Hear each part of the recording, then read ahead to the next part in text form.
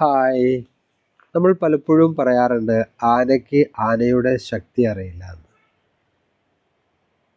ആനയെ നയിക്കുന്നത് വളരെ ചെറിയൊരു മനുഷ്യനാണ്.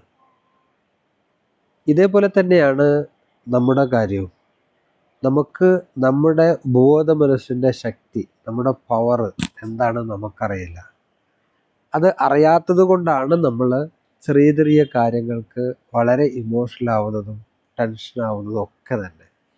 ജീവിതത്തിൽ നമുക്ക് ലക്ഷ്യങ്ങളിലേക്ക് ഫോക്കസ് ചെയ്തിട്ട് നമ്മൾ ആ ലക്ഷ്യങ്ങളെ ശരിയായ രീതിയിൽ ചിന്തയിൽ ക്ലാരിറ്റി ഉണ്ടാക്കുകയും അതിനുവേണ്ടി ചുറ്റുകൂടിയുള്ള പ്രവർത്തനം ഉണ്ടാക്കുകയും ചെയ്തു കഴിഞ്ഞാൽ 100% അത് സാധ്യമാവുമെന്ന് വിശ്വസിക്കുകയും ചെയ്താൽ അത് സാധ്യമാവും.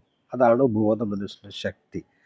അതുകൊണ്ട് ആദ്യം നിങ്ങളുടെ തോട്ട്സ് ക്ലാരിറ്റി ഉണ്ടാക്കുക, വേസ്റ്റ് തോട്ട് കുറയ്ക്കുക, നിങ്ങളുടെ ലക്ഷ്യത്തിലേക്ക് ഫോക്കസ് ചെയ്യുക. ഓക്കെ.